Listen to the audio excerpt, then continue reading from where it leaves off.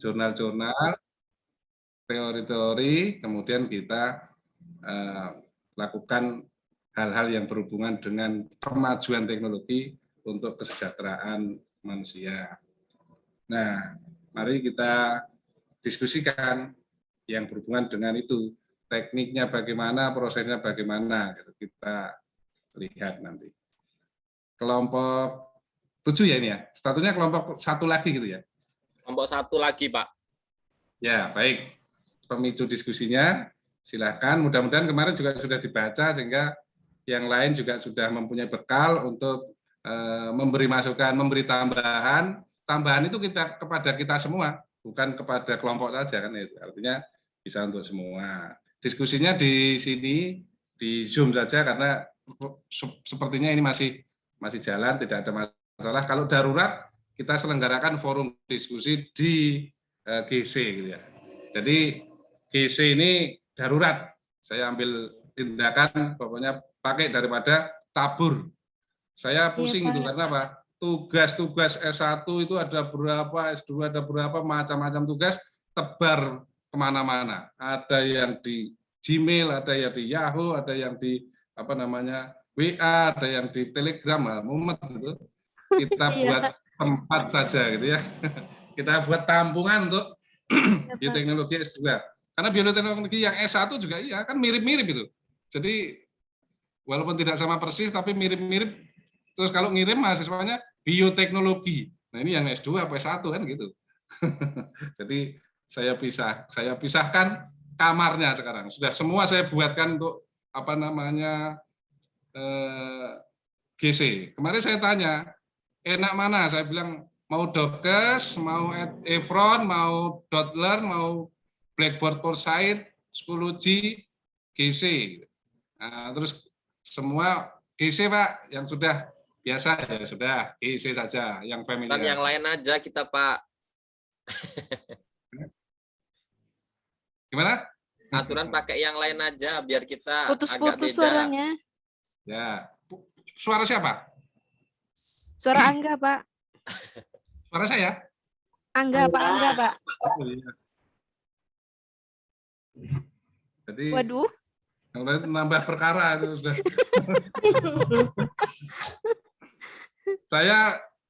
Akhirnya saya seragamkan karena kalau saya bedakan saya yang mumet. Bukanya kan jadi platform macam-macam gitu. Iya. Jadi ini begitu saya buka GC1 kan bisa S2, S1, mata kuliah anatomi, mata kuliah bioteknologi, mata kuliah mortum, ada mata kuliah yang lain lah gitu. Jadi sudah ambil tindakan nunggu.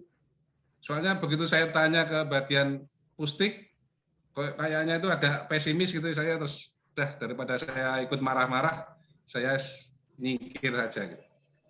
Jadi satu ya Pak servernya itu. Mungkin bermasalah itu di sana. Saya nggak ikut mikir lah, biar dipikir aja nanti. Kalau ditanya baru saya jawab. Ya, baik, untuk kelompok 7 dipersilakan untuk share screen. Terima kasih Pak.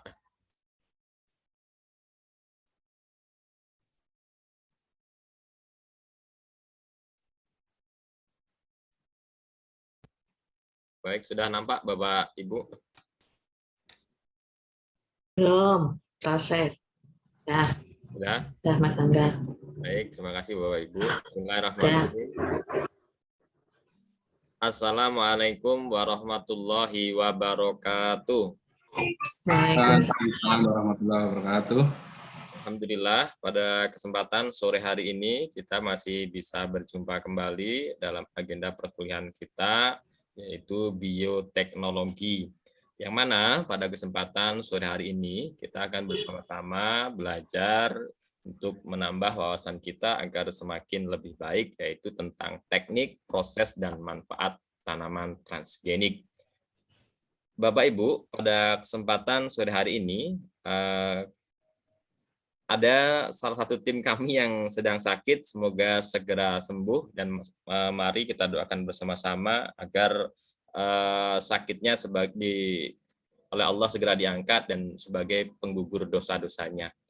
Amin ya rabbal alamin. Hari ini nanti saya akan menyampaikan materi ini bersama dengan Mbak Herlina Wibawati.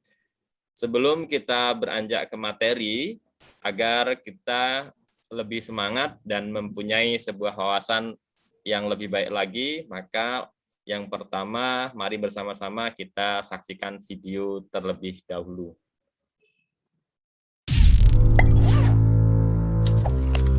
Suaranya terdengar Bapak Ibu? Terdengar. Nah. Tadi terdengar. Sekarang mati.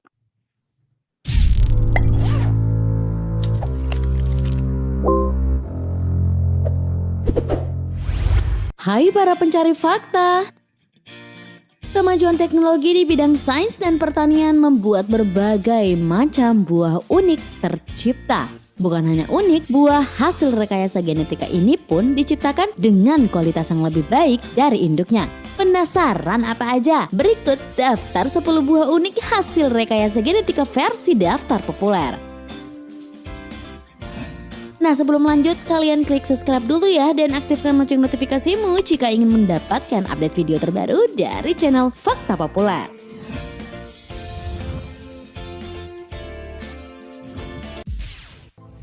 Nanas warna pink.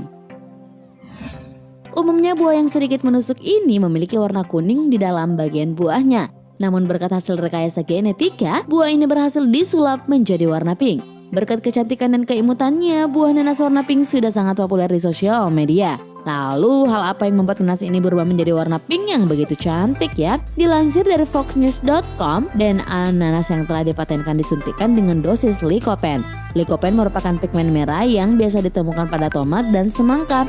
Tak usah khawatir soal aman tidaknya buah nanas pink ini untuk dikonsumsi. Badan Pengawas Obat dan Makanan Amerika Serikat sudah merilis izin resmi bagi produsen nanas pink untuk bisa memasarkan buah imut ini pada 2016 lalu.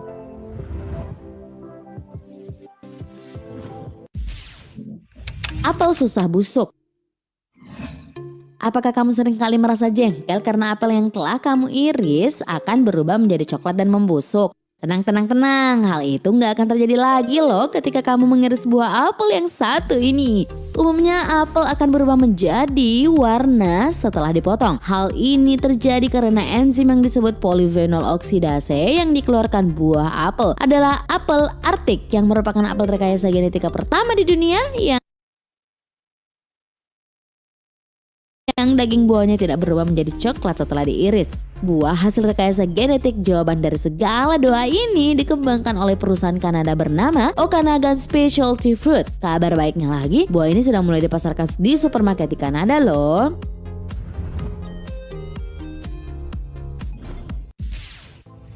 Lemon aroma mawar.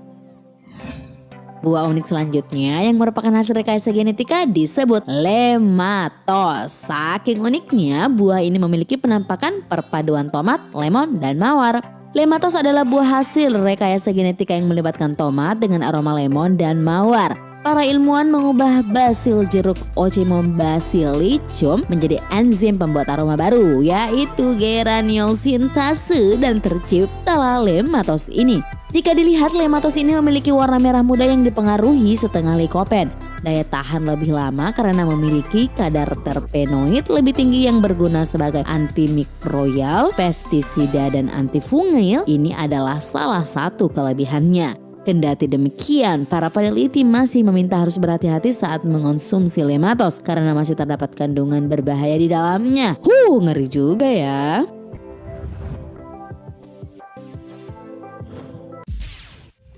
Tomat ungu.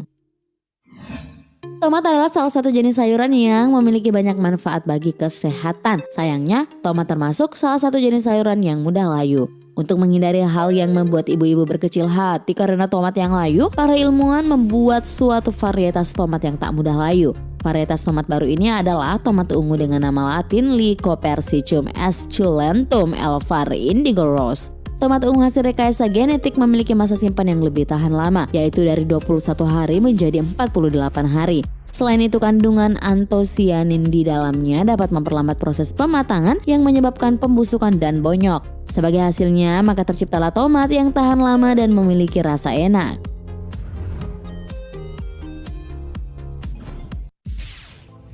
Grapple, anggur apel. Bisa nggak kamu ngebayangin buah yang berbentuk apel namun rasanya seperti anggur? Wah, pastinya sangat lezat bukan? Bukan cuma angan-angan ya guys, buah seperti ini memang sudah benar kamu bisa cicipi. Grapple merupakan buah modifikasi berbentuk seperti apel namun memiliki rasa seperti anggur. Buah unik ini adalah hasil rekayasa genetika oleh Todd Singer and CNO Nursery di Washington, Amerika. Meski demikian, buah ini masih tetap aman dikonsumsi menurut situs resmi Grapple. Jadi kamu gak usah takut ya. Nah, bukan hanya bentuk dan rasanya yang unik loh, buah Grapple terkenal ini memiliki dosis vitamin C tinggi, melebihi kandungan yang dimiliki apel dan anggur.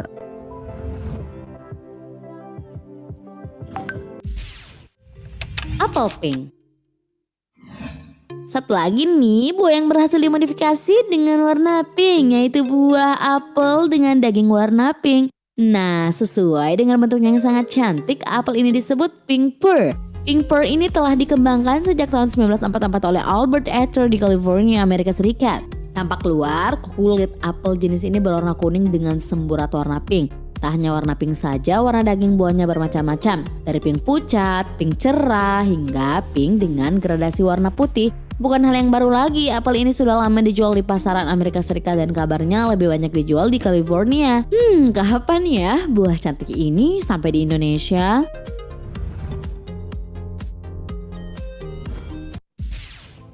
Picotum. Buah unik selanjutnya hasil rekayasa genetika adalah buah picotum. Bukan hanya hasil perpaduan dua buah saja, buah ini merupakan hasil perpaduan dari 3 jenis buah. Peach, apricot, dan plum. Jika dilihat sepintas, buah ini menyerupai tomat. Tapi saat dibelah, buah ini lebih mirip dengan plum.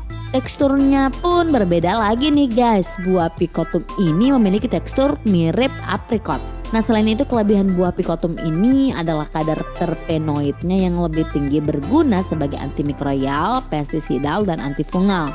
Sehingga nggak heran jika buah ini memiliki daya tahan lebih lama. Karena rasanya yang manis, buah picotum kini menjadi buah yang cukup digemari di Amerika.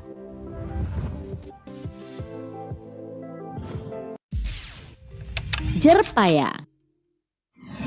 Buah unik hasil persilangan selanjutnya berasal dari negeri kita, Indonesia. Buah ini dikenal namanya jerpaya. Jerpaya adalah kepanjangan dari jeruk dan pepaya. Yup, buah jerpaya ini adalah buah hasil persilangan asli dari Indonesia. Jika dilihat buah ini dari luar memiliki kulit seperti jeruk, namun jangan salah, daging buahnya wah seperti pepaya. Selain bentuknya yang unik, kandungan di dalam jerpaya juga mampu mengobati berbagai jenis penyakit. Uniknya lagi di dalam dagingnya terdapat bulir-bulir menyerupai jeruk. Bangga banget ya, buah yang memiliki manfaat bagi kesehatan ini berasal dari Indonesia. Gimana? Kamu juga bangga nggak?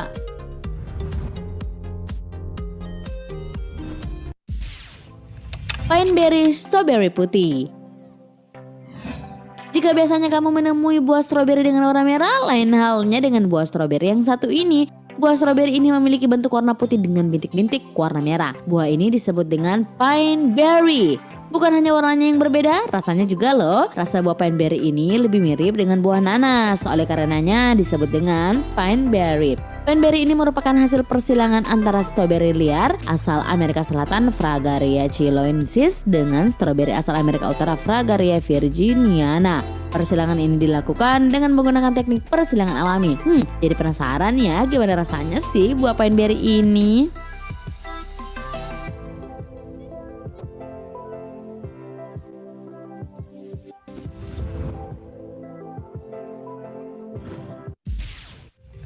Semangka ungu. Bagi pecinta warna ungu, buah semangka warna ungu bisa kamu ajak berselfie ria. Pasalnya, buah semangka ini tidak berwarna merah seperti buah semangka pada umumnya. Buah semangka warna ungu ini merupakan hasil hibrida oleh para ahli botani, ahli tumbuh-tumbuhan, dan warna buah semangka ungu ini diambil dari warna ungu dari ubi yang disebut asotianin. Buah semangka ungu merupakan hasil persilangan antara tanaman semangka dengan tanaman ubi ungu. Persilangan bisa dilakukan melalui persilangan konvensional juga lewat kultur jaringan. Selain itu, semangka ungu ini memiliki banyak manfaat bagi tubuh karena mengandung tiamin atau vitamin B1, lemak, kalori, riboflavin, zat besi, Zn atau seng, dan lisin. Itu dia daftar 10 buah unik hasil rekayasa genetika dan persilangan. Menurut kamu yang mana buah yang paling unik nih? Komen di bawah ya.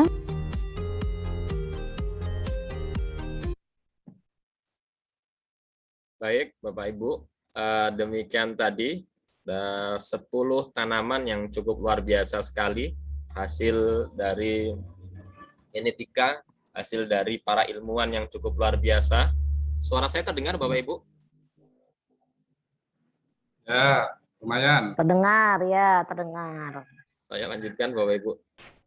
Demikian tadi video yang menggambarkan keanekaragaman tumbuh-tumbuhan atau buah-buahan yang ada di muka bumi ini yang ternyata sudah bisa dikembangkan dengan baik oleh para ilmuwan, yang sebagian juga sudah ada rekomendasi bahwasannya dari buah-buahan tersebut aman dan tidak berbahaya bagi pengkonsumsinya jika dikonsumsi seperti itu.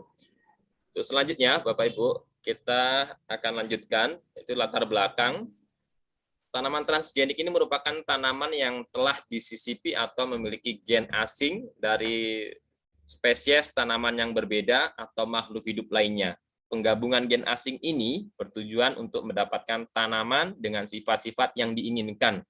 Misalnya, pembuatan tanaman yang tahan suhu tinggi, suhu rendah, kekeringan, serta resistensi terhadap organisme pengganggu tanaman. Salah satunya seperti tadi yang ada seperti tomat yang berwarna ungu tadi, yang aturan dia tidak bisa bertahan lama, hanya sampai 21 hari, tapi bisa sampai dengan 40 hari, salah satunya itu. Kemudian, Bapak Ibu, sebagian besar rekayasa atau modifikasi sifat tanaman dilakukan untuk mengatasi kebutuhan pangan penduduk dunia yang semakin meningkat dan juga permasalahan kekurangan gizi manusia, sehingga pembuatan tanaman transgenik juga menjadi bagian dari pemuliaan tanaman. Hadirnya tanaman transgenik ini menimbulkan kontroversi masyarakat dunia karena sebagian masyarakat khawatir apabila tanaman tersebut akan mengganggu keseimbangan lingkungan, keseimbangan ekologinya, seperti itu, membahayakan kesehatan manusia dan mempengaruhi perekonomian global. Jadi cukup wajar sekali kalau menurut saya banyak yang khawatir terkait dengan berbagai macam hasil yang telah diperoleh tadi. Bayangkan tadi juga ada yang dari 3 jenis buah bisa digabungkan sehingga rasa dan bentuknya, bagian morfologi dan anatominya pun juga cukup luar biasa.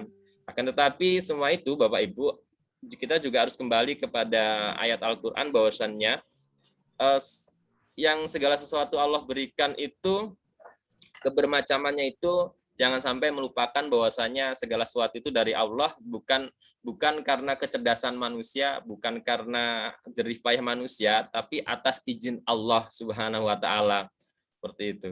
Selanjutnya, Bapak Ibu, tujuan dari pembelajaran kita pada sore hari ini itu adalah mengetahui proses dan mekanisme tanaman transgenik. Yang kedua, mengetahui contoh-contoh dari tanaman transgenik. Yang ketiga, mengetahui dampak yang muncul terhadap aplikasi tanaman transgenik. Yang keempat, mengetahui pandangan Al-Quran dan nilai-nilai keislaman terhadap penerapan tanaman transgenik. Selanjutnya, proses transgenik pada tanaman. Tanaman transgenik adalah tanaman yang telah direkayasa bentuk maupun kualitasnya melalui penyisipan gen atau DNA binatang, bakteri, mikroba, atau virus untuk tujuan tertentu.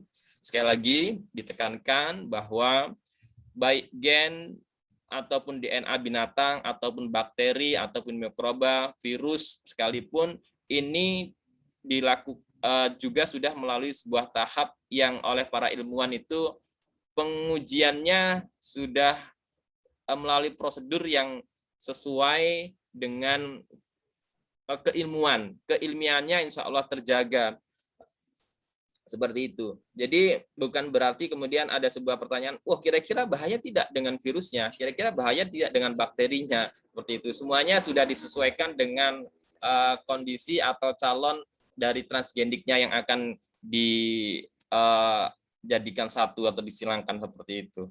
Selanjutnya, Bapak Ibu, pembuatan tanaman transgenik diawali dengan mengidentifikasi gen yang akan menghasilkan sifat-sifat yang diinginkan. Jadi langkah awalnya tadi seperti saya sampaikan, oleh para ilmuwan itu diidentifikasi dulu sifat-sifatnya. Kemudian gennya diperbanyak dengan teknik cloning, kemudian gennya melalui sel mikroorganisme.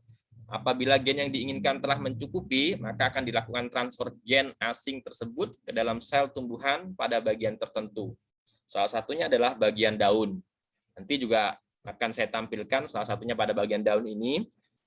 Transfer gen ini dapat dilakukan dengan beberapa metode, yaitu metode senjata gen, metode transformasi DNA yang diperantai bakteri Agrobacterium tumefaciens, dan elektroporasi yang merupakan metode transfer DNA dengan bantuan listrik. Ini salah satunya gambar yang tadi sempat ada dalam video, itu gambar tomat ungu hasil rekayasa genetika yang cukup luar biasa sekali, warnanya ungu. Ini baru tomat, yang lebih luar biasa tadi itu tadi dari beberapa buah digabungkan bisa juga muncul bagian luarnya tetap, tapi dalamnya itu bisa bervariasi seperti itu.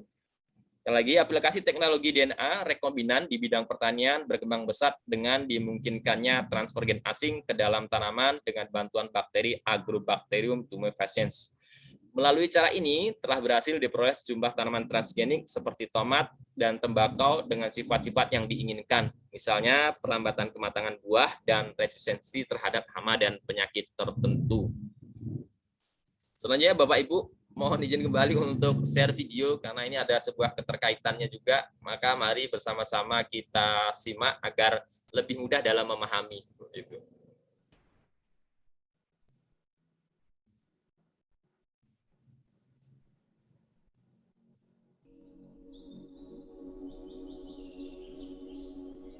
Terdengar suaranya Bapak Ibu? Pada umumnya, untuk membuat tanaman transgenik, fragmen DNA yang dimasukkan ke dalam tanaman inang masih berasal dari spesies yang sama atau masih berada dalam kerabat yang dekat. Misalkan padi emas atau golden rice, yang salah satu fragmen DNA-nya berasal dari tanaman sejenis. Sebentar Bapak Ibu, kayaknya ada yang kelewat sebentar.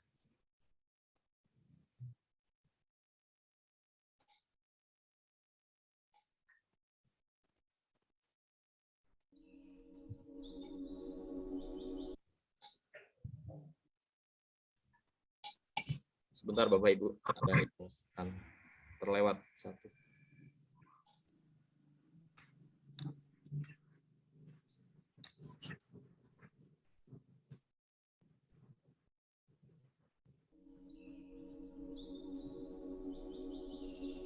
Apa yang terlintas?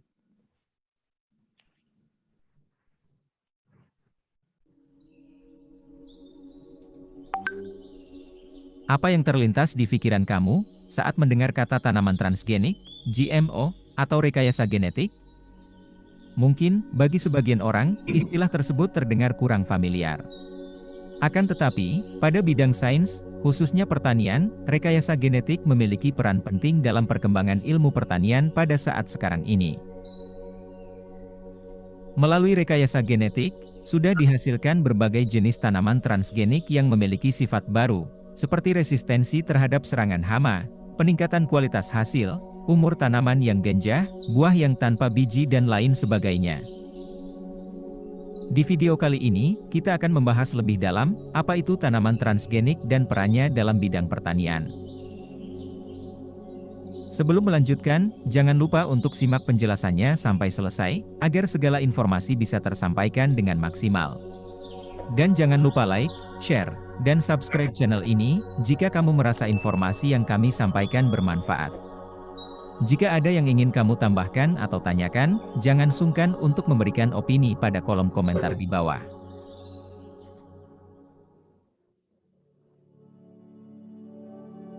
Tanaman transgenik adalah tanaman hasil rekayasa genetik yang diperoleh dengan bantuan bioteknologi. Secara prinsip, rekayasa genetik dalam pertanian ialah mengubah susunan gen tanaman untuk menghasilkan sifat-sifat yang berbeda dari tetuanya, dan tentunya memiliki lebih banyak keuntungan. Seperti ukuran yang lebih besar, umur yang lebih singkat, buah tanpa biji, dan lain sebagainya. Prinsip dasar tentang pembuatan tanaman transgenik ini sangat penting untuk dipahami, agar tidak terjadi salah paham yang dapat merugikan penggunaan produk rekayasa genetik ini. Jika ditelaah, teknologi rekayasa genetik sebenarnya dapat terjadi secara alami di alam. Contoh sederhananya ialah persilangan antara dua individu yang menghasilkan anakan yang memiliki materi genetik dari tetuanya. Perubahan genetik pada individu berhubungan dengan perubahan DNA pada individu tersebut. DNA merupakan molekul dalam sel yang dapat membentuk satuan gen yang merupakan unit pewaris sifat bagi organisme seperti warna mata, warna mahkota bunga, besar buah dan lainnya. DNA memiliki untai ganda, bermuatan negatif karena gugus fosfat, sensitif terhadap perubahan pH dan banyak memiliki domain untuk berikatan dengan molekul lain seperti DNA, RNA atau protein. Gen biasanya diturunkan atau diwariskan dari satu individu ke anakannya melalui proses DNA rekombinasi. Proses ini biasanya terjadi pada saat pembelahan sel pada perkembangan makhluk hidup. DNA ini dapat dimodifikasi. Urutannya bisa diubah, ditambah atau dikurangi, sehingga sifat yang dibawa oleh gen juga akan berubah. Artinya, individu tersebut bisa memiliki penampakan atau sifat yang berbeda. Misalkan, ada tanaman padi yang rentan terhadap kekeringan, kemudian ditambahkan gen yang membawa sifat tahan kekeringan, maka tanaman padi tersebut menjadi tahan terhadap kekeringan. Dalam memodifikasi DNA, peneliti biasanya menggunakan bahan-bahan yang berasal dari alam, seperti enzim restriksi yang dapat memotong DNA, ligasi yang dapat menggabungkan DNA, dan lain sebagainya. Sehingga, mekanisme yang berlangsung akan meniru mekanisme yang terjadi dalam sel secara alami.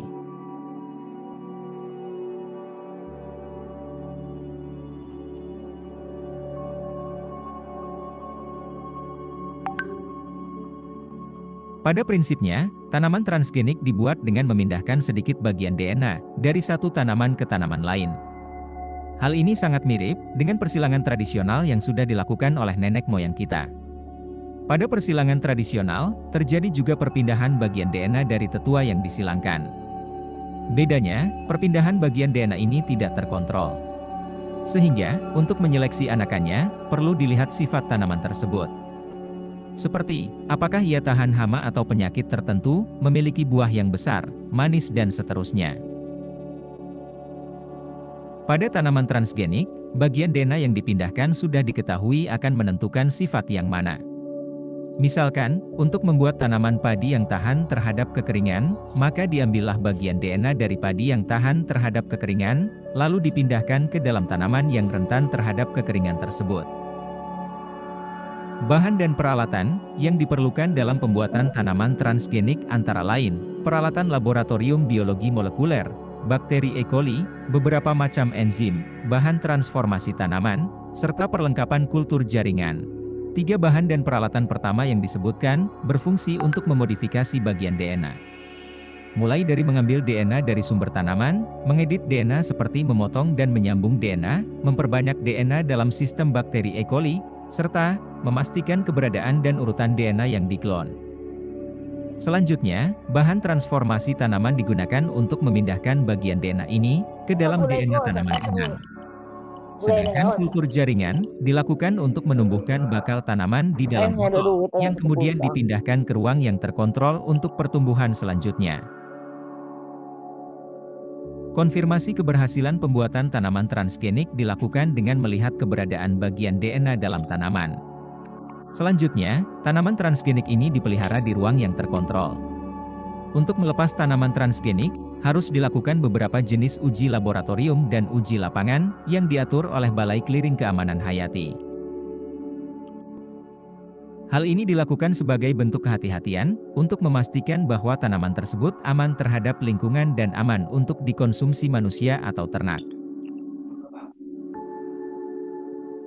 Mak paneng gulay na ibu, mak pernah mo na. Atau yang kakak padanya. Ini gulai galau sistem cak.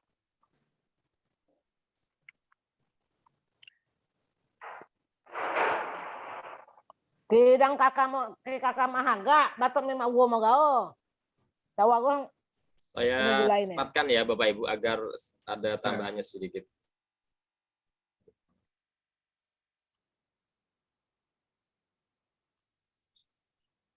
Sebentar Bapak Ibu, saya ulangi sebentar.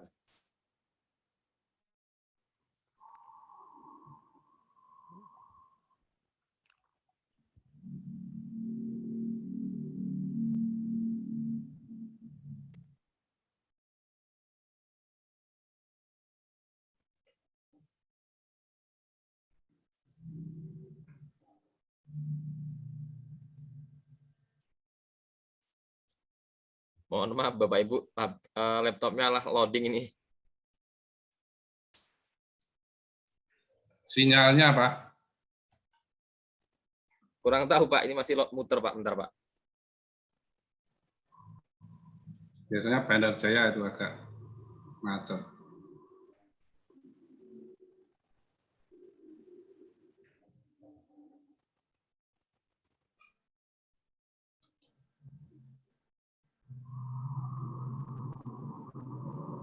Bentar Pak, saya ulangi Pak. Ya.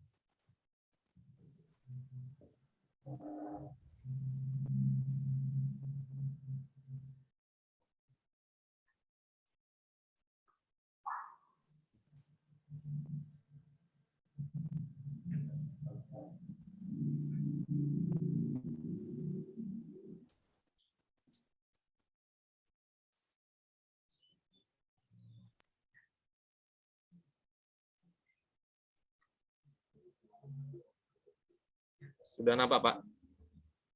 PDF. Belum kelihatan Pak Angga. Belum muncul? Belum dibuka. Udah tuh Pak? Masih Filenya PDF aja. Ini bisa baca. Hilang.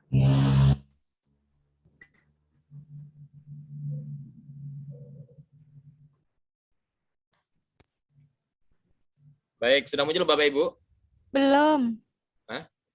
Oh, Ya. udah. Udah. Baik, sebenarnya ada 2 video, tapi saya khawatir nanti waktunya tidak cukup dan takutnya nanti lola lagi. Sama, dan kemudian plus minusnya juga ada kelebihan dan kekurangannya. Nanti mungkin bisa kita diskusikan. Ini ada salah satu contoh produk tanaman transgenik, yaitu ada padi, ada jagung, kapas, kentang, tembakau, kemudian sifat yang telah dimodifikasinya pun juga ada, mungkin bisa kita baca bersama-sama, nanti bisa kita diskusikan. Kemudian ini ada sampai dengan gandum, pokoknya ada sesuai dengan yang di makalah. Nanti mungkin Bapak Ibu bisa baca atau mungkin nanti kita diskusikan bersama kalau seandainya masih ada waktunya. Atau selanjutnya akan dilanjutkan oleh Mbak Herlina pada Mbak Adlina. Silahkan Mbak Herlina. Baik Pak, kedengaran nggak suaranya? Terdengar Mbak. Baiklah, saya akan melanjutkan. Dari selanjutnya yaitu manfaat tanaman transgenik. 1. Tumbuhan menjadi tahan terhadap hama tertentu. 2. Meningkatkan hasil panen tanpa menambah luas lahan. 3. Mampu mengurangi penggunaan pestisida. Dampak negatif dari transgenik yang pertama ada aspek agama, aspek etika dan estetika, aspek ekonomi, aspek kesehatan, dan aspek lingkungan.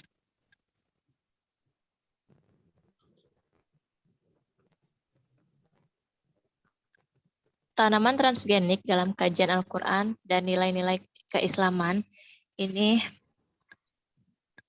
dalam Quran Surat Abasa ayat 24, artinya maka seharusnya manusia memperhatikan makanannya. Bagi seorang muslim, makan dan memakan bukan sekedar penghilang rasa lapar saja atau sekedar terasa enak di lidah, tapi lebih jauh dari itu mampu menjadikan tubuhnya sehat jasmani dan rohani, sehingga menjalankan fungsinya sebagai khalifah fil ardi. Manusia diperintah untuk selalu memperhatikan makanannya seperti firman Allah Subhanahu wa taala.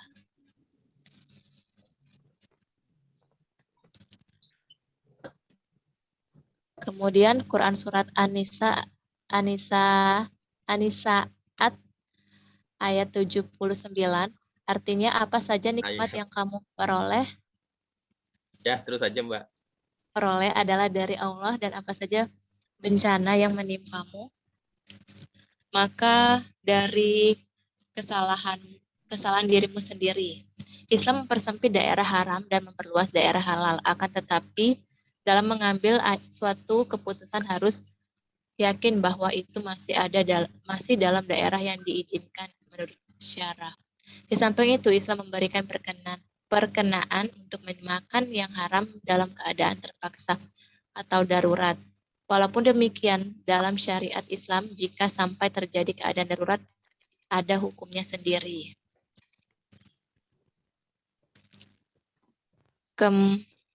Kemudian Quran Surat Al-An'am ayat 146, artinya barang siapa terpaksa dengan tidak sengaja dan tidak melampaui batas, maka sesungguhnya Tuhanmu Maha Pengampun dan Maha Pengasih. Artinya, maksudnya Islam mempersempit daerah yang sama ya Pak?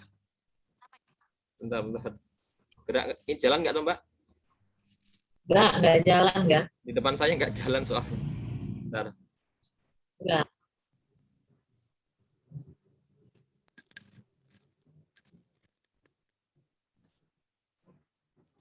Nggak jalan juga. Bentar. Belum. Yang tadi nggak jalan juga. Bentar Mbak. Mana tadi?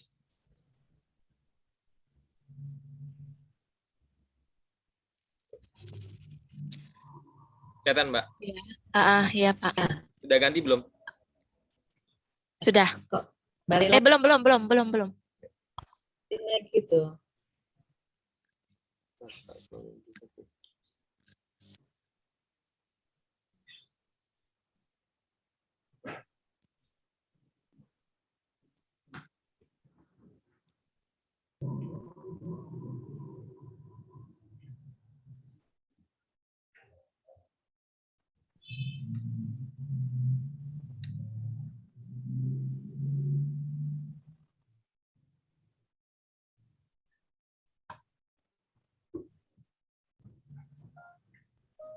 Halo teman-teman.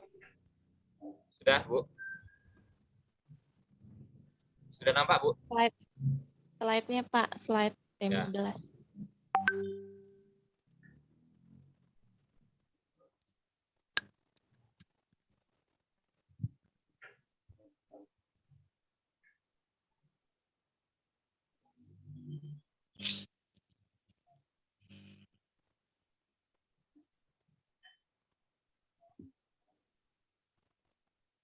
Oke. Yang ini kayaknya ya, Mbak. Iya. Iya. Quran Surat Al-An'am ayat 146, artinya barang siapa terpaksa dengan tidak sengaja dan tidak melampaui batas, maka sesungguhnya Tuhanmu Maha Pengampun dan Maha Penyayang. Islam mempersempit daerah haram dan memperluas daerah halal, akan tetapi dalam mengambil sesuatu keputusan harus yakin bahwa itu masih dalam daerah yang diizinkan menurut syara. Di samping itu, Islam memberikan perkenaan untuk memakan yang haram dalam keadaan terpaksa atau darurat. Walaupun demikian, dalam syariat Islam, jika sampai terjadi keadaan darurat, ada hukumnya sendiri.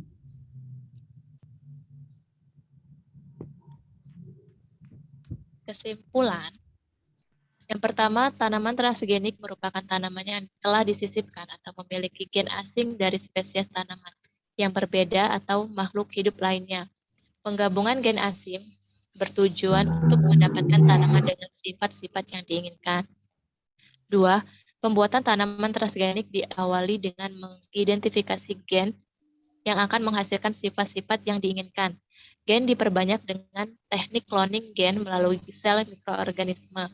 Apabila gen yang diinginkan telah mencukupi, maka akan dilakukan transfer gen asing tersebut ke dalam sel tumbuhan pada bagian tertentu. Salah satunya adalah bagian daun. Metode yaitu metode senjata gen, metode transformasi DNA yang diperantai bakteri Agrobacterium tumefaciens dan elektroporasi yang merupakan metode transfer gen DNA dengan bantuan listrik.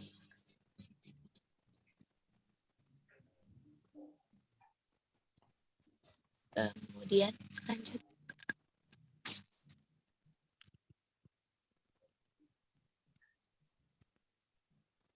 Yang ketiga, tanaman transgenik memiliki berbagai manfaat bagi kehidupan seperti menghasilkan berbagai varietas atau keanekaragaman yang melimpah pada tanaman, memperoleh bibit unggul yang diinginkan, menekan angka produksi, dan banyak manfaat lainnya. Namun begitu, tentu ada dampak yang ditimbulkan, baik itu dari aspek agama, sosial, kesehatan, dan lingkungan. Yang keempat, Islam akan selalu sejalan dengan ilmu pengetahuan dan teknologi. Islam tidak melarang penerapan dan aplikasi tanaman transgenik jika itu memberikan manfaat kepada manusia dengan tidak melanggar aturan dan norma-norma agama. Terima kasih. Baik, terima kasih Pak Erlina. Demikian Bapak Ibu, presentasi kami pada kesempatan hari ini. Mohon maaf jika sedikit agak lelah, mungkin laptopnya ini lelah mungkin itu. Untuk selanjutnya, langsung kita buka sesi tanya jawab. Untuk sesi pertama, 3 orang penanya kepada Bapak Ibu dipersilahkan. Atau ingin memberikan masukan juga boleh, tidak harus bertanya. Atau menambahkan juga boleh. Silakan Bapak Ibu. Sekedar menambahkan boleh ya Pak Angga? Boleh, Bundari. Silakan Bundari. Iya Pak, itu kalau mengenai apa namanya keunggulan dari menanam tanaman transgenik itu kan sudah dibahas ya Pak ya. Ya. Tapi mengenai kelemahan apa atau kekurangan tanaman transgenik itu apa nggak perlu ditambahkan Pak terkait dengan keberadaan dari yang pertama itu mengenai keberadaan isolasi bakteri BT itu yang sering digunakan untuk apa namanya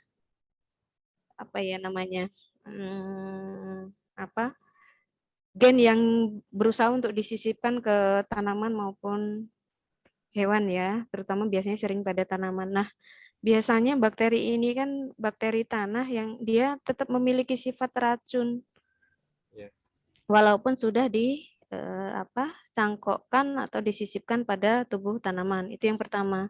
Itu dikemukakan oleh Samsi 2014.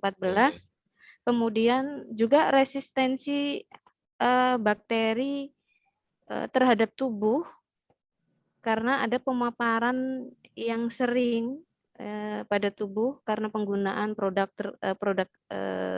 tanaman transgenik. Itu juga sudah ada penelitiannya. Kemudian juga ada zat alergen yang itu bisa memicu alergi pada manusia, juga sudah ada penelitiannya. Kemudian ada senyawa karsinogen sebagai akibat. Jadi kalau selama ini penyisipan gen itu hanya memanfaatkan apakah dia bisa bersatu atau tidak bisa bersatu, tapi mungkin lupa bahwa kadang ada reaksi senyawa yang itu bisa bereaksi secara biokimia dan itu justru tidak baik bagi gizi tubuh seseorang yang mengkonsumsinya, tapi justru bersifat karsinogen begitu. Itu pada pengkonsumsinya. Kemudian yang berikutnya Ternyata juga sudah ada penelitian mengenai kerusakan organ yang diakibatkan oleh mengkonsumsi tanaman transgenik dalam jangka panjang.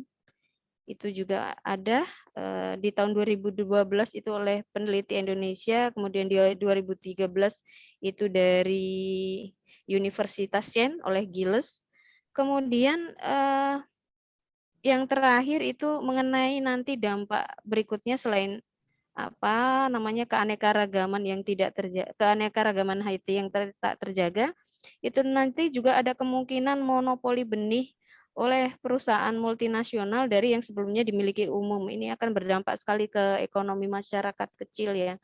Nah, maksud saya sih setuju adanya tanaman transgenik asal ya itu tadi. Maksud saya ini kelemahan-kelemahan ini dikemukakan supaya nanti kelemahannya mengecil gitu loh Pak. Maksud saya, apa tidak perlu seperti itu unsur-unsur itu dimasukkan supaya nanti ilmuwan berikutnya itu ya kalau mau tetap membudidayakan tanaman transgenik itu melihat kenyataan-kenyataan kelemahannya itu bisa diantisipasi bagaimana caranya sehingga terjadi keminiman kelemahan tersebut. Begitu. Terima kasih. Terima kasih Bu Dari. Langsung saya tanggapi ya Bu, mumpung ingat. Inge Pak. Ya, jadi sebenarnya saya juga sepakat dengan apa yang disampaikan Bu Dari, karena kemarin juga sambil mencari bahan itu saya juga melihat video yang lain bahwasannya salah satu jagung yang di mana kemarin itu ya. Yang jelas iya, jagungnya dikasih tikus Pak, tikusnya terus.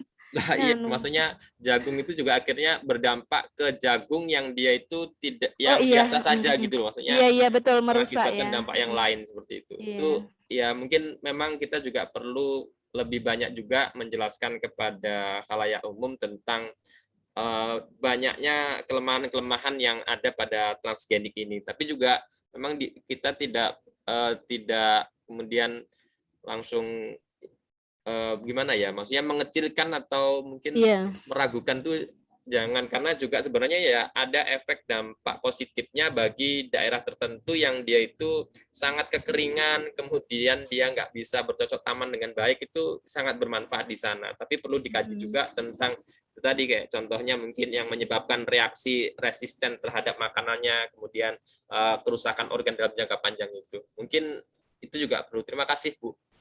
Ya. Selanjutnya mungkin penanya selanjutnya atau pemberi masukan lagi silakan agar kita mempunyai wawasan yang lebih baik. Ada Bapak Ibu? Izin bertanya Pak Angga. Oh iya, Mbak Luluil silakan. Ya, tadi kan sudah dijelaskan mengenai dampak positif dan negatif dari transgenik tumbuhan ini. Pertanyaannya menurut kelompok Pak Angga, Mbak Herlina, Mbak Putri ini, bagaimana pendapatnya atau cara menyikapi adanya pro dan kontra ini baik dari aspek agama, sosial, kesehatan, dan lingkungan akan manfaat dan bahaya dari produk transgenik tumbuhan ini. Di sisi lain banyak bidang yang telah memanfaatkan kemajuan dan perkembangan teknologi ini. Mungkin itu Pak. Terima kasih. Baik, terima kasih. Penanya ketiga. Ada? Ada tidak? Saya Mas Angga. Oh, silakan Bu Aneta. Ya, terima kasih. Saya membaca makalah kelompoknya Mas Angga ya. Situ ada bermacam-macam metode untuk transgenik. Nah, di sini saya tertarik itu pada metode senjata gen atau penembakan mikroproyektil ya. Nah, itu tertarik benar nih Mas Angga. Contohnya kan pada jagung dan padi ya. Yang sini yang mau saya tanyakan, apakah metode penembakan mikroproyektil ini bisa juga dibudidayakan pada tumbuhan yang berbatang besar atau dikotil? Itu yang pertama.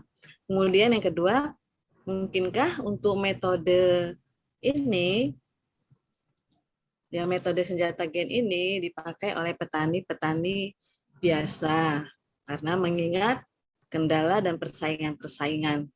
Itu aja Mas Angga, terima kasih. Terima kasih Bu Aneta. Dua pertanyaan yang cukup luar biasa tentang metode senjata gen, sama yang terakhir tadi apa, Bu? Gimana, Mas? Yang terakhir tadi apa? Mungkinkah untuk metode senjata gen ini dipakai oleh Digunakan petani ya. petani biasa, mengingat kendala dan persaingan sekarang ini, Mas? Ya, Bu. Terima kasih, Bu. Ya, sama. Baik, terima kasih untuk penanya dari Mbak Dari, Luluil, dan Aneta. Mungkin pertanyaan ibu-ibu ini akan coba dijawab oleh kami, yang akan diawali oleh Mbak Herlina. Iya, Ada Mbak baik Herlina? Pak. Ya, silakan. Iya. Mau Mbak Baik. Luluil apa Bu Aneta? Mbak Luluil, Pak. Ya, silakan. Baiklah, tadi Mbak Luluil nanya bagaimana menyikapi adanya pro dan kontra, baik dari aspek agama, sosial, kesehatan, dan lingkungan, akan manfaat dan bahaya dari produknya. Di sisi lain, banyak bidang telah memanfaatkan kemajuan dan perkembangan teknologi ini. Menurut kami, kelompok kami, itu diperlukan kontrol ketat produk rekayasa genetik sebelum dipasarkan ke masyarakat. Berbagai uji keamanan harus dilakukan untuk memenuhi standar keamanan, diantaranya uji alergisitas untuk mengetahui ada tidaknya zat pemicu alergi, uji toksitas untuk mengetahui ada tidaknya racun, uji imunitas untuk mengidentifikasi apakah produk tersebut berbahaya bagi sistem kekebalan tubuh manusia atau tidak. Dengan melihat bahaya yang mungkin diakibatkan oleh produk transgenik, tidak diragukan lagi bahwa teknologi ini mampu memberikan jalan keluar bagi ketahanan pangan dengan meningkatkan hasil panen yang memberikan dampak luar biasa bagi perekonomian, mulai dari tanaman kacang, kedelai, jagung, biji kanola, juga zat tambahan seperti penambah cita rasa makanan dan pengental. Kemudian tidak kalah penting adanya manfaat di bidang kedokteran, di mana sejumlah imunisasi dengan vaksin hasil rekayasa genetik telah berhasil secara cukup signifikan dalam menurunkan angka kesakitan. Dengan mengetahui mutasi atau resistensi suatu mikroorganisme penyebab penyakit seperti bakteri atau virus, para klinisi lebih mudah mengobati penyakit akibat mikroorganisme tersebut. Begitu pula dengan di bidang diagnostik dengan penggunaan antigen atau antibodi, hasil rekayasa genetik yang membuka jalan bagi para klinisi mempersingkat waktu pemeriksaan di laboratorium. Untuk obat-obatan, khususnya antibiotika, hormon, vaksin, antigen sebagai bahan diagnostik, produk transgenik menjadikan solusi bagi manusia, tetapi rintangan masih terbentang lebar dan banyak misteri harus dipecahkan seperti efek bagi kesehatan manusia dan lingkungan. Untuk itu diperlukan penelitian-penelitian lanjutan yang mampu mengungkap tingkat keamanan bagi manusia. Diperlukan pula regulasi dan kebijakan dari pemerintah setempat maupun badan-badan internasional yang memayungi segala sesuatu terkait dengan teknologi dan produk teknologi. Mungkin itu Pak Angga, Mbak Luluil dari saya. Baik, terima kasih Mbak Herlina.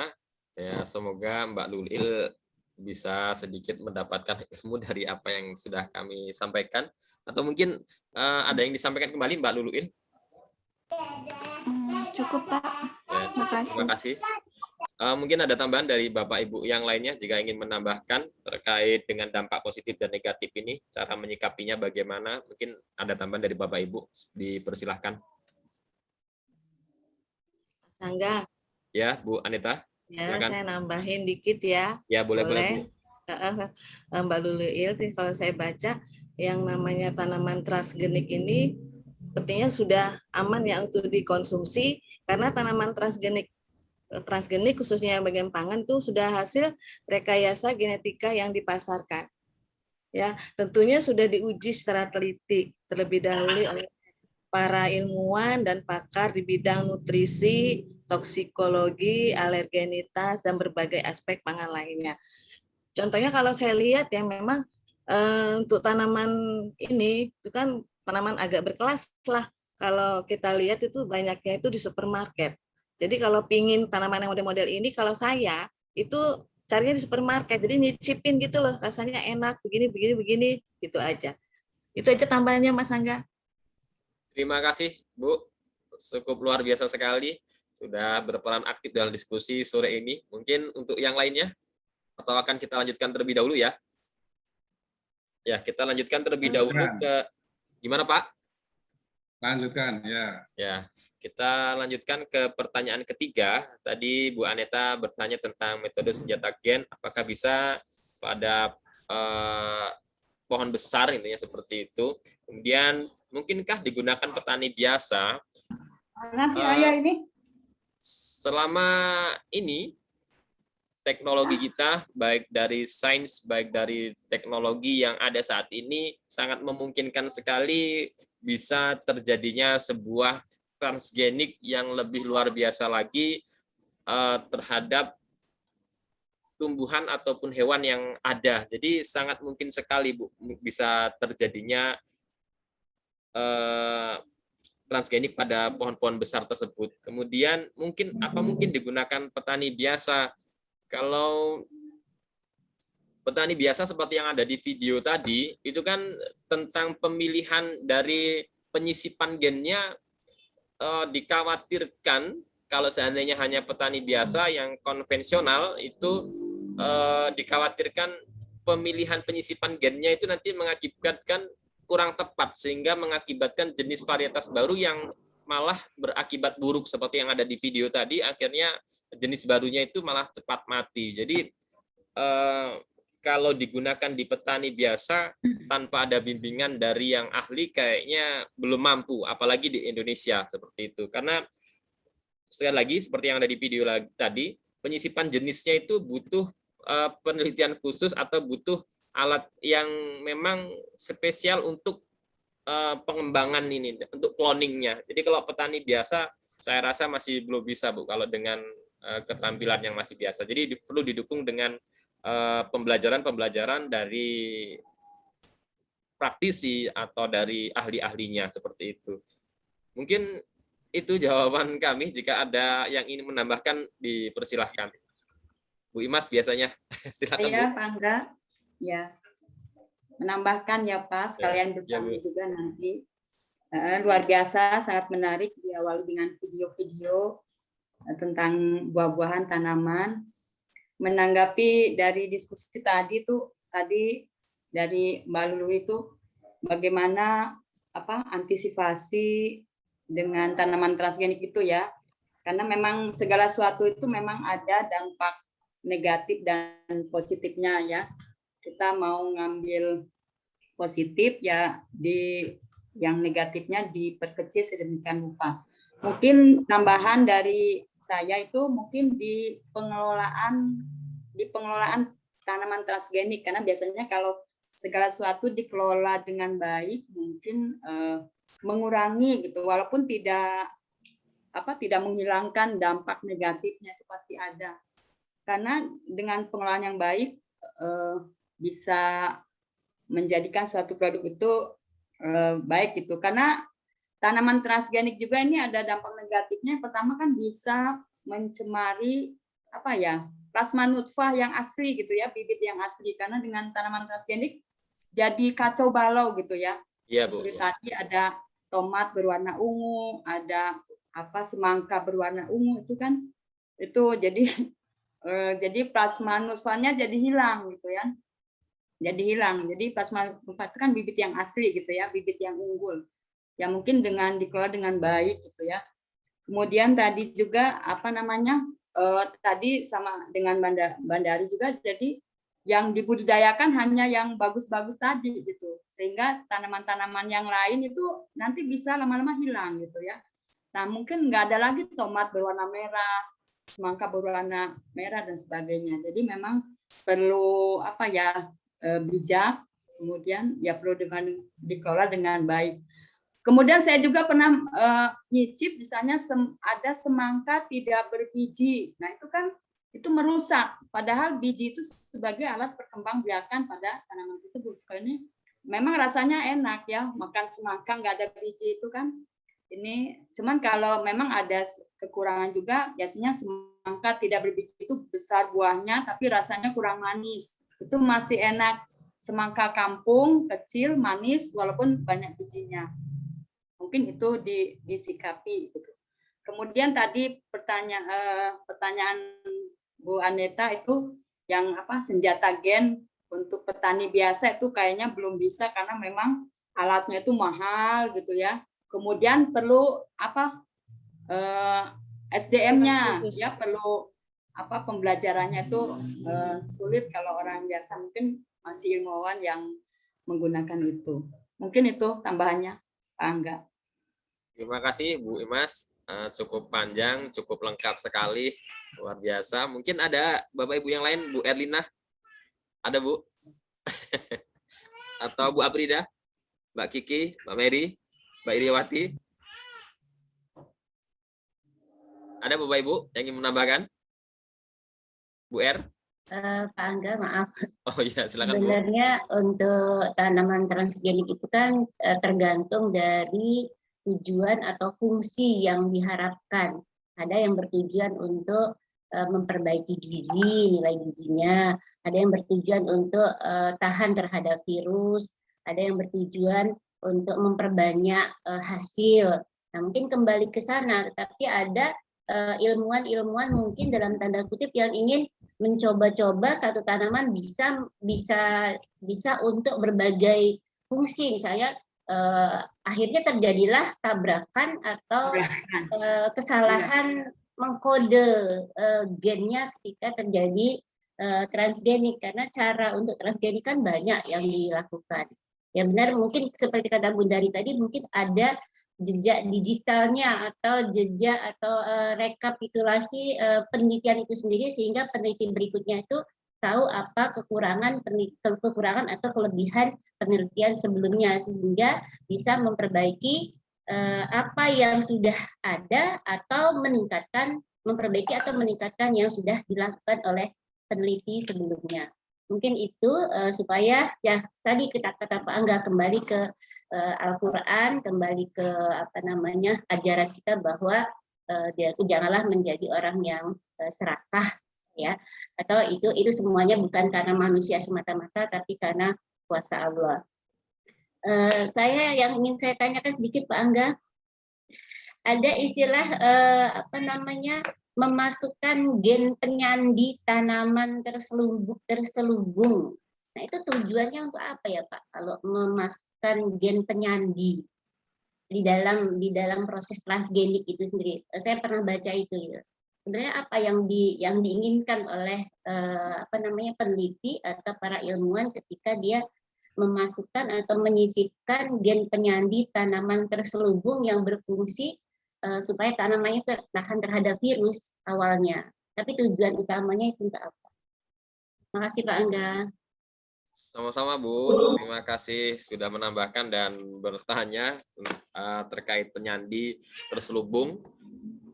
Luar biasa sekali. Mungkin Mbak Herlina bisa menjelaskan. Mbak Herlina, monitor. Belum Pak, masih ya. dicari Pak, belum. Ya, mungkin ada Bapak Ibu yang lain yang bisa untuk membantu kami tentang penyandian terselubung. Dipersilakan Mbak Iriawati mungkin biasanya.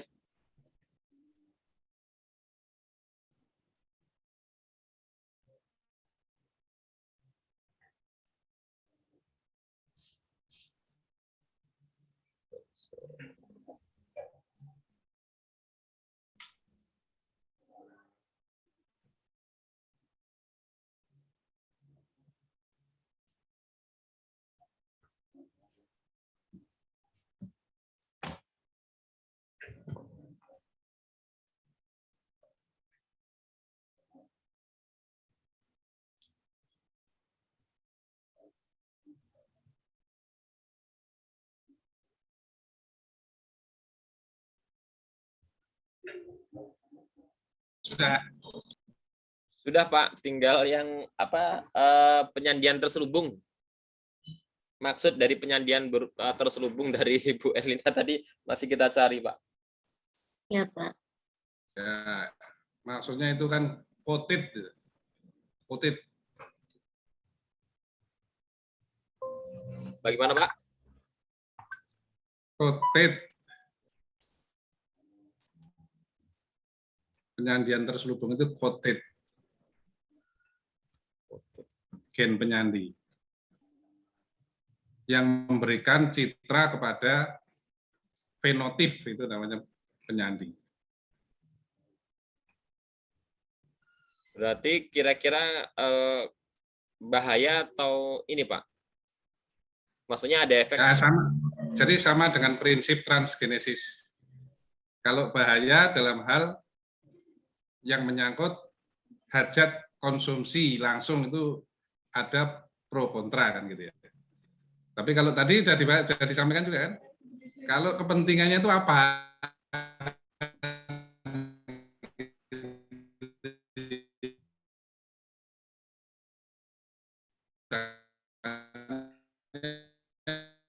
Untuk kayu itu kokoh, kuat, keras untuk bangun rumah kan bisa, tidak ada masalah kan gitu ya.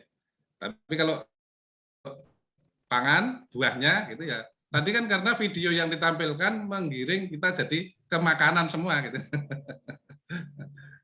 Nah, prinsip tanaman itu kan tidak makanan saja kan gitu intinya itu. Bisa akarnya, bisa batangnya, bisa daunnya, bunganya, buahnya kan gitu ya. Kalau bunganya mungkin untuk estetika supaya kita melihat tampilan bunganya macam-macam, ada yang ungu, ada yang pink, ada yang biru. Yang kemarin itu yang saya ceritakan dulu ada bunga hitam itu loh. Kan nggak keren sama sekali, tapi orang bangga itu. Pamer ke saya itu. Ini saya bisa membuat bunga hitam dengan transgenesis katanya. Saya ya cuma diem senyum-senyum aja. Hitam itu ya bukan bunga. Gitu. Tapi ya itu dia bangga itu karena bisa menciptakan dan itu bukan dicat itu. Fenotipnya betul-betul muncul dari rekayasa genetik. Jadi genotip yang diurus, diolah, jadi akhirnya memunculkan itu. Nah, pengolahannya tadi seperti itu. Tadi yang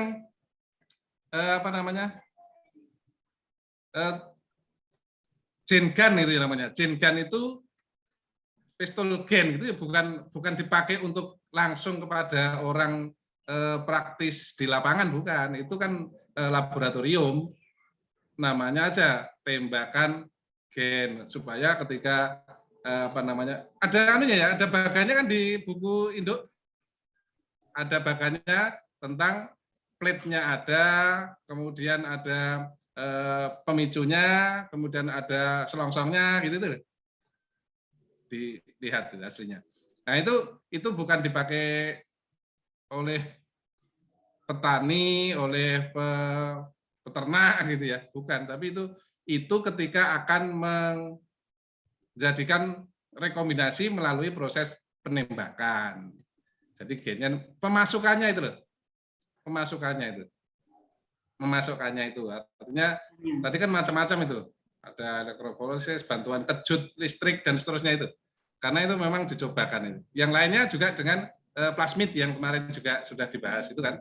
Yang tadi gambar-gambarnya, video-videonya itu proses-proses transformasinya itu untuk menyatukan, membuang atau mengganti atau menyisipkan kan gitu ya. Jadi ada restriksi endonuklease ligase gitu.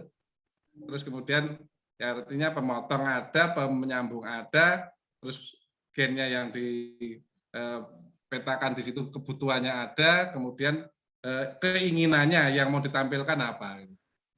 Jadi tadi ada yang menyinggung plasma nutfah, betul. Jadi pemuliaan ini kan jadinya akhirnya ketemunya kalau suatu ketika itu diunggulkan jadi pemuliaan tanaman gitu. Jadi nanti tidak ada semangka yang dari biji misalnya tadi itu. Bisa jadi. Jadi bisa jadi suatu ketika kehilangan proses-proses generatif. Jadi semua divegetatifkan gitu ya. Dengan cara itu gitu. Langsung jadi. Tapi kita ini sebetulnya sudah sering mengalami perubahan teknologi itu. Sudah pernah makan telur ras enggak? Sudah, Pak. Sudah, Tiap hari kira-kira. Sering, Pak. Ya, hari, Pak. Nah iya, itu telur yang tidak bisa menjadi anak ayam itu. Iya. Coba dipikir-pikir itu. Nggak ada itu, nggak bisa. Nggak Sudah nggak dibuahi, bisa. Pak.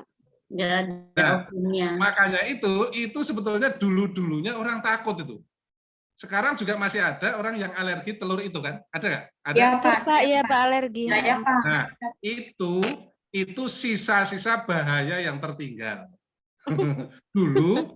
Dulu ketika diciptakannya telur itu, orang sudah protes. Loh, telur kok aneh itu.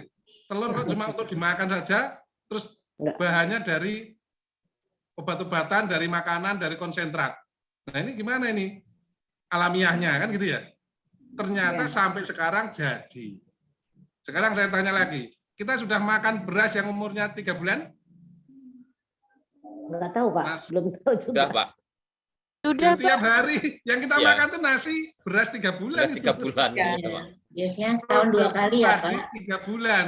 Aslinya dulu padi itu 1 tahun. 1 tahun. Nah, sekarang nggak protes lagi kan? Ketemu nasi sama pedagangnya, ini nasi yang dulu berapa bulan.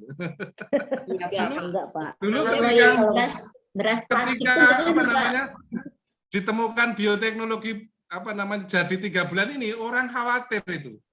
Ini merusak citra alamnya, hasanah alamnya, plasma nutfahnya gitu ya. Sekarang adanya yaitu mau nyari beras yang 1 tahun nggak ketemu sekarang malah. Nggak makan-makan nanti, Pak. Nah, itu satu lagi. Jagung, tahu ya jagung? Iya. Nah, Jagung jagung manis yang sekarang. ada di Jagung manis. Jagung ya manis. jagung sekarang. manis yang dibakar di mall apa tuh namanya? Pinggir-pinggir Taman-taman. jalan, Pak. Iya. Iya, Popcorn. itu bukan jagung yang asli Asli, Pak. parental dulu-dulunya. Iya, iya, Pak. Rasanya kan cuma kayak gitu, hambar malahan. Walaupun katanya manis, tapi Nggak padat, Pak. nah ya tidak seperti jagung yang desa yang Asli. zaman dulu. Nggak padat, Tempe juga, Pak, sekarang nggak enak, Pak. Apa? Tempe. Nah ya sama itu. Kedelainya, Pak ya. Ya, Nah, kalau kita dulu perhatikan, nggak usah kita- dibumbuin, enak, Pak, dibakar aja. Kita mengidentifikasi coba apa yang sudah terjadi di sekitar kita, yang sudah kita alami, dan ini menjadi catatan keributan-keributan tentang transgenic plant itu. Tanaman transgenik. Ya kan? Misalnya gini, tadi ada yang sudah ngomong, makanan buah-buahan yang transgenik itu adanya di mal-mal itu. Iya, Kan Bu keren, Aneta. orang-orang anggapnya keren karena itu mahal gitu ya. Biasanya kalau orang kita itu kalau mahal itu keren. Itu jagung Ya. manis Itu tuh. sebenarnya. dokter Zaidul bikin kanker. Nah, Zaidul Akbar. itu akhirnya suatu ketika itu bukan 5 tahun ya, tapi kira-kira 500 tahun itu akan seperti itu semua nanti itu. Wow. Kita sedang yang mengalami perubahan untuk tidak rela kita istilahnya ya. Artinya kita yang ikut protes gitu ya. Tapi Tapi- menikmati, Pak ya. Kita belum ini kan kita yang transgenik yang GMO mungkin belum banyak kan. Sekarang kita beli sawo yang masih yang biasa itu yang Iya, Pak. ya sawo yang sudah modifikasi hibrid. Nah, nggak apa-apa itu. Tapi belum genetik lah, GMO, belum GMO.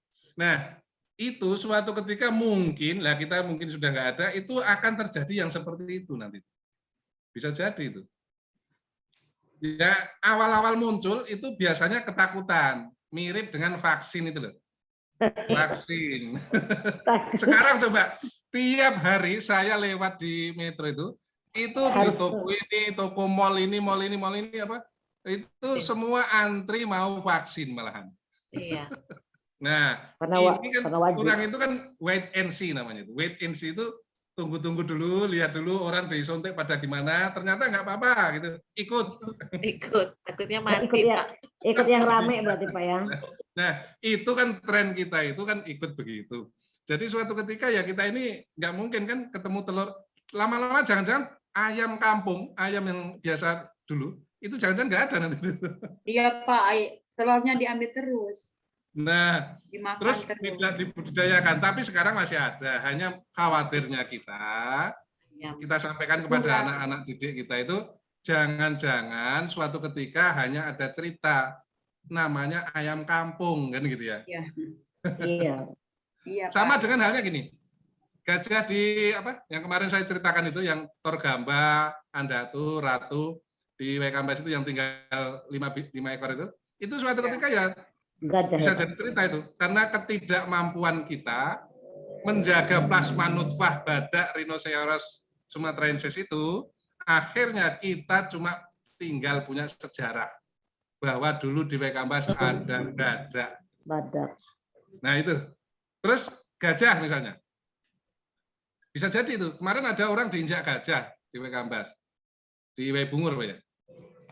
Kan marah orang. Akhirnya gajah diusir, mungkin mau dibunuh gitu ya, karena nggak dilindungi.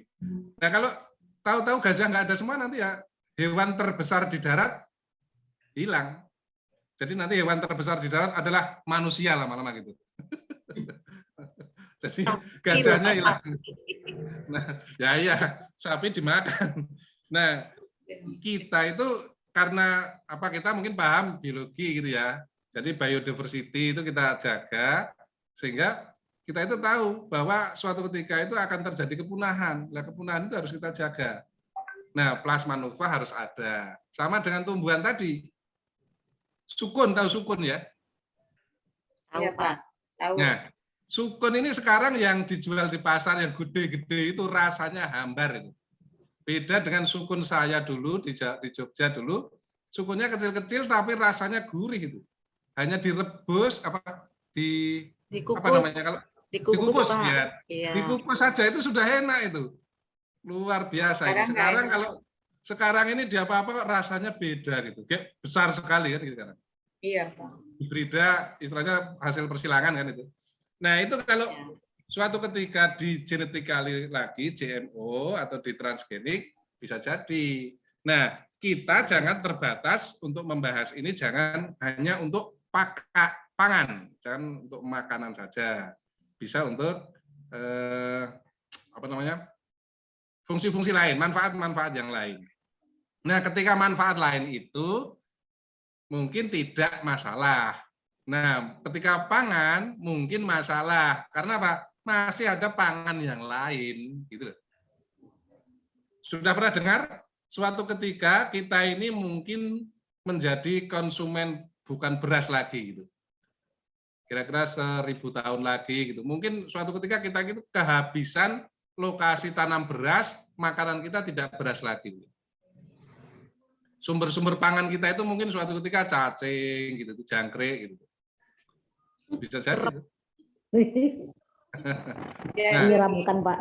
Menyeramkan. Ya, suatu ketika coba di searching nanti dibaca itu. Ada makanan zaman suatu ketika nanti kita nggak tahu apa jutaan tahun, jangan-jangan sumber pangan kita itu yang multi energi, multi nutrisi itu justru bukan beras, bukan ini. Karena beras itu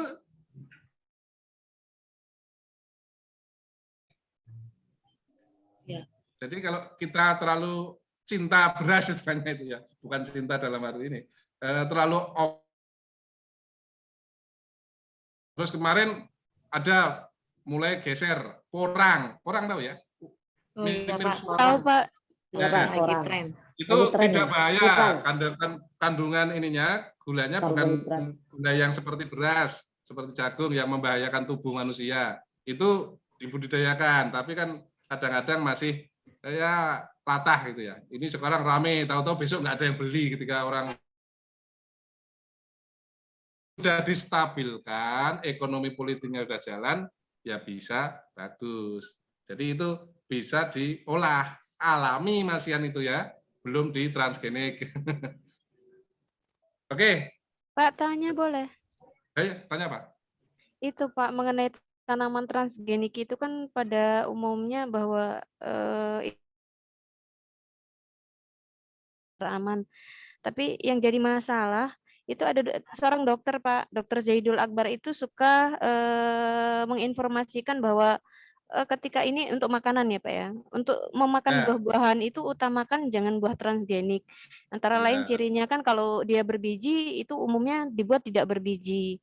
Kemudian ini kasus nyata banyak sekali orang mengkonsumsi ayam potong itu badannya jadi bentol-bentol karena alergi. Ya, betul. Tadi Kemudian yang saya mau kedua, cerita ayam potong itu tadi. terus yang kedua itu ada Pak saudara itu usia baru 9 tahun, itu mengalami haid yang pertama. Nah, kemudian sempat konsultasi ke dokter itu karena mengkonsumsi hampir setiap hari itu ayam potong. Nah, apakah ini hoax atau apa? Itu. Jadi mohon pencerahannya. Terima kasih. Jadi gini ya, kalau namanya pendapat itu boleh-boleh saja. Jadi gini, kalau sebuah produk rekayasa genetika sudah launching, itu tahap screeningnya sudah luar biasa, bukan ngarang itu. Jadi tahapannya itu secara metode ilmiah sudah jalan. Perkara persepsi orang, itu lain cerita. Tapi kalau misalnya ada terus satu orang ngomong karena persepsi itu belum tidak bisa mengkanter. Artinya gini, teori harus dilawan dengan teori gitu istilahnya ya. Iya. Jadi metode ilmiah harus dilawan dengan metode ilmiah, bukan oleh hoax gitu ya. Iya. Tapi bukan masalahnya itu bukan hoax, tapi persepsi, pandangan. Karena dia punya ilmunya gitu ya. Hanya kan belum teruji sehingga tidak bisa melawan. Sama halnya gini. Teori Darwin misalnya. Teori Darwin itu kan di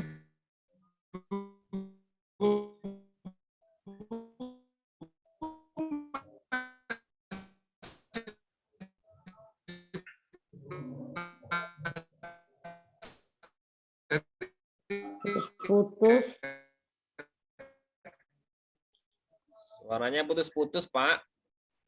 Masih dipelajari gitu. Nah, itu kenapa kok tidak di... Nah, sekarang dengar. Halo. Ya, Pak, sudah Pak. Sudah Pak. Ya. Jadi teori Darwin itu, teori evolusi, kenapa masih tetap dipelajari? Kok tidak dihapus? Karena memang yang ngomong, yang membahas tentang itu, yang menyalahkan tidak menggunakan metode yang apple to apple gitu ya. Jadi masih dipelajari. Kita mungkin tidak percaya, tapi kita mempelajari kan gitu ya. Tahu maksudnya? Jadi tidak langsung ada orang yang ngomong, Ustadz satu ngomong langsung di-delete, tidak, tetap dipelajari ternyata. Karena selama ini belum ada yang mengcounter teori itu. Orang itu kan dulu berteori. Teori itu didapat dari metode ilmiah kan gitu. Dari fakta-fakta lapangan, empirical induktif namanya. Nah, itu harus dibantah dengan teori. Kalau suatu ketika dibantah dengan teori jadi, ya akhirnya dihapus, bisa.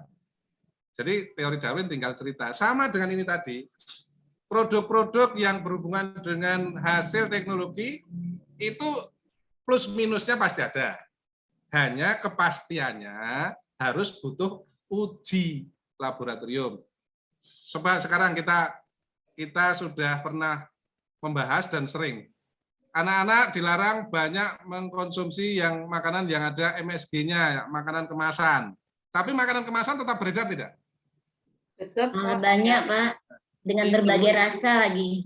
Itu yang maksudnya sebetulnya mungkin orang sudah ada ketidakpercayaan terhadap makanan itu. Tapi kebutuhan ekonomi pangan masih mengalahkan bahaya-bahaya itu gitu ya. Jadi ada namanya politik jadinya.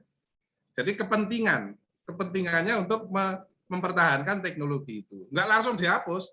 Ayam potong tadi kan, baru cerita ayam potong. Saya juga mau cerita itu. Dulu ayam potong itu, coba perhatikan. Ayam potong itu sebulan ya? Iya Pak, 30 hari panen itu Pak. Nah, sebulan ayam yang aslinya itu 1 tahun lebih. Loh kok jadi sebulan? Saya juga nanti khawatir ayam yang sebulan ini akan diproses menjadi sehari kira-kira itu. Bisa itu kasih makannya Pak over Pak. Ya, ada dagingnya kalau sehari Pak. Nah, tapi kenapa produsennya kayak Amerika nggak mau makan Pak? Justru dijual ke negara-negara itu pakai ini apa namanya hormon pertumbuhan itu disuntik. Iya, betul. Kami punya kandangnya soalnya. Jadi apa namanya semua itu karena teknologi. Negara yang produksi belum tentu konsumsi. Iya. Iya, kenapa ya? Negara Cina kemarin pakai Sinovac kan tidak itu. Iya.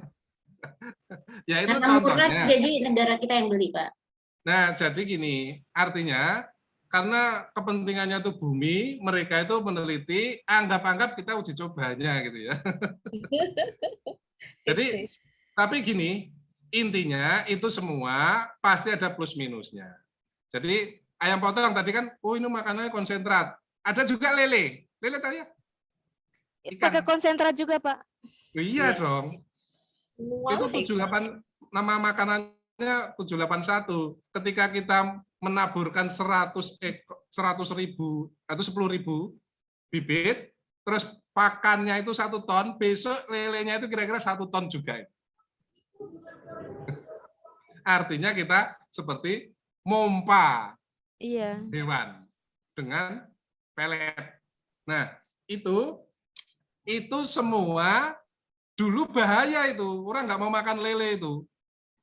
Wah, lele mengerikan, soalnya itu buatan pakan, terus kemudian membahayakan. Sekarang pecel lele pinggir jalan, berapa hitung aja setiap jalan? Banyak, Pak. Nah, itu karena kita sudah biasa melihat orang yang makan sebelumnya tidak mati. Orang disuntik vaksin kemarin tidak bahaya, lama-lama sekarang ngantri kan. Ini kan hanya kita latah saja itu. Jadi intinya memang ada persepsi orang yang ahli mengatakan itu, tapi tidak mampu menggugurkan. Hanya dia punya pendapat. Seperti ada Dokter Putrawan itu ya. Iya. Nah itu dia juga ahli itu, Dokter Siti Fadila Supari juga ahli. Tapi kadang-kadang kan tidak didengar misalnya gitu. Jadi kalau sudah kepentingan politik itu repot memang itu. Tapi sebetulnya ada sesuatu yang diinginkan oleh ahli itu supaya tidak membahayakan. Tapi prinsip bahwa sebuah produk bioteknologi atau tanaman yang transgenik sudah di launching, itu prosesnya sudah luar biasa. Sama dengan obat. Obat sudah belum kemarin kita bahas? Belum? Belum. Dua minggu lagi Pak obat belum Mas. 2 minggu lagi. Besok. 2 minggu lagi Pak. Oh ya, lah itu nanti kita dengarkan ceritanya. Berarti sel yang diubah jadi jaringan otot untuk dikonsumsi itu berarti ya transgenik juga ya Pak ya? Nah, itu bukan kalau transgenik kita mengelolanya itu genetiknya. Kalau yang seperti ini itu karena misalnya fertilizer atau hormon atau pakan gitu ya, bahan kimia gitu. Jadi penyebab pertumbuhan yang luar biasa itu macam-macam. Jadi bisa dari genetik maupun itu lingkungan luar eksternal. Hormon enzim. Ya bisa juga. Oke, gitu ya. Jadi sebetulnya menarik diskusi kayak gini kan, kita ada nyerempet-nyerempet bahayanya kalau kita makan, dan kita setiap hari ada yang kita makan. Jadi kalau pas makan bingung kita jadinya. Tapi jangan bingung, makan saja. Saya itu sempat bingung Pak karena di sini saya itu baca setelah tahu kayak gini, makan nasi ya dimakan, makan jagung yang dimakan, sukun ya dimakan. Soalnya makanan yang alami di hutan adanya gitu. Jadi orang hutan. Hutannya gitu loh Pak. Saya itu baca di ini Pak, di link pertanian Pontianak itu. Jadi di situ ada hasil penelitian para ilmuwan itu banyak sekali. Ada beberapa teman yang memang dia mengandung senyawa karsinogen dan lain-lain gitu ya, Pak. Betul. Saya juga bukan anti transgenik, tapi apakah mereka itu ketika mentransgenik tanaman itu hanya berpikir tentang bagaimana menciptakan tanaman yang baru, yang bagus itu, tapi tidak memandang zat gizinya apakah berbahaya atau tidak gitu loh. Jadi gini loh, karena ini kan teknologi, jadi ahli di laboratorium itu mikirnya ciptakan dulu. Nanti seperti apa? Evaluasi proses berapa tahun untuk proses sampai aklimatisasi, sampai diimplementasi, dikonsumsi. Dikonsumsi sudah, itu juga masih bahaya pasti kan gitu. Istilahnya gini, ilmuwan pasti harus bertindak. Nggak mungkin terus diam, wah ini nanti bahaya. Jadi nggak ada penelitian nanti kan gitu ya. Jadi sama dengan pengembangan vaksin, pengembangan pakan, industri enzim, industri hormon gitu, itu semua sebetulnya ada plus minusnya. Ahlinya juga tahu, cuma kan bagaimana meminimalisir gitu ya. Sehingga ayam potong ya nggak apa-apa kan gitu, kecuali orang yang alergi, langsung gatal semua badannya itu. Saya alergi Pak ayam potong. Nah iya, ada yang alergi telur. Jadi sebetulnya alerginya itu citosan, apa namanya, bahan-bahan yang dari peletnya itu, bukan ayamnya. Kan pakannya itu memang pelet. Pelet itu remah-remah, hancuran-hancuran dari citosan dari produksi laut. Nah, itu yang menjadi alergi. Karena laut nggak bisa. Karena laut berbahaya. Jadi kalau laut nggak bisa, itu pasti ayam potong nggak bisa, lele nggak bisa, yang semua yang dibudidayakan pasti nggak bisa. Karena itu rantainya ke sana, itu rantai konsumennya. Rantai taraf tropi namanya, taraf tropinya di situ. Oke, ini sudah jam 6, itu mau adzan ini 5 menit lagi. Iya Pak, udah mau adzan. Ya Pak, nggak kerasa Pak, asik. Ya, kita diskusi lagi, rame pokoknya, menyenangkan. Dulu kalau bahas kayak gini, bioteknologi yang nyangkut kondisi kita, itu memang kita jadi tertarik sekali. Ya, minimal kita bisa menyampaikan kepada siswa. Iya Pak. Baik, mari kita tutup dengan lafaz hamdalah. Alhamdulillah. Amin. Assalamualaikum warahmatullahi wabarakatuh. Waalaikumsalam warahmatullahi wabarakatuh. Terima kasih Pak. Sama-sama.